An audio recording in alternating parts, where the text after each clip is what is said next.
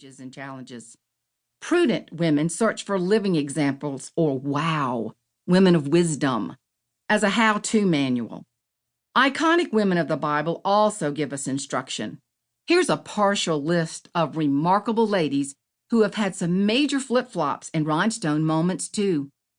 Deceived Eve, domestic diva Martha, fearless, fabulous Esther, mother of nations Sarah, salty Mrs. Lot, and dynamic duo Naomi and Ruth.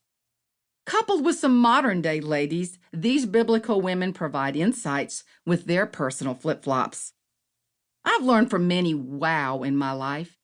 Do you surround yourself with great friends who teach you about handling stress, sickness, marriage, children, aging, and other things? I have a long list of girlfriends who give me sound advice, whether I like it or not.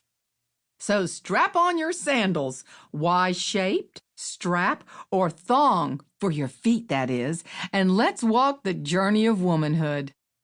I can guarantee that you will get sand between your toes on this wonderful, terrifying, and exhilarating trip.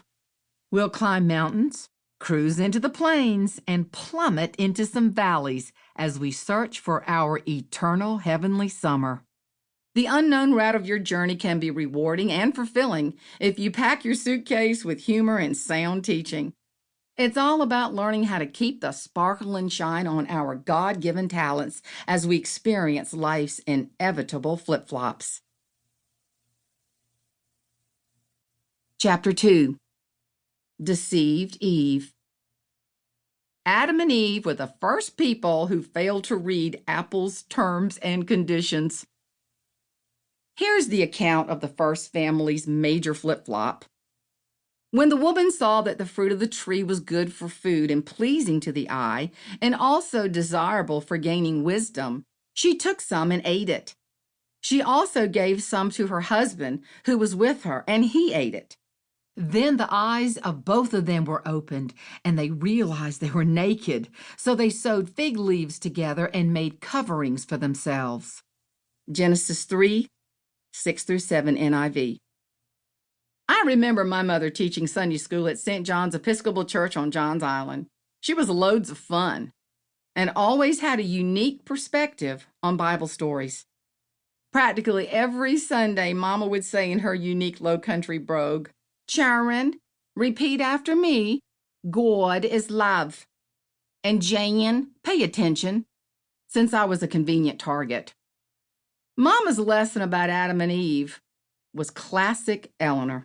And it went something like this.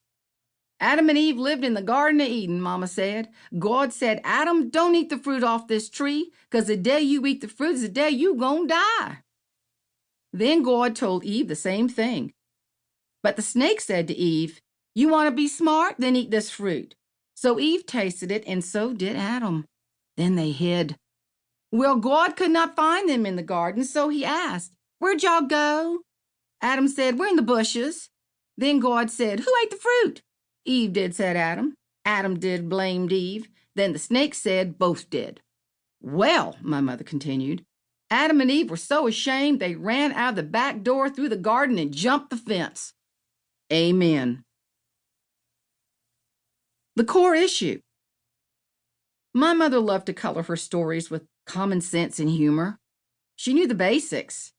But when you look deeper into this story from the second and third chapters of Genesis, it is filled with the theme of this book, flip-flops and how we handle our mess-ups. The good news is God is faithful to help us clean up our mix-ups. We can learn a lot from the mother of us all, deceived Eve. The serpent had Eve convinced that she would be like God and experience supernatural enlightenment. Oh yeah, the crafty serpent left out the ugly details of her consequences. That shiny fruit had a nasty aftertaste.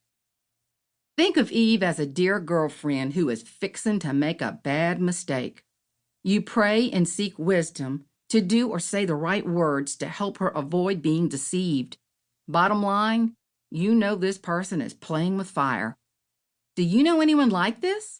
Or maybe you are dealing with a moral dilemma.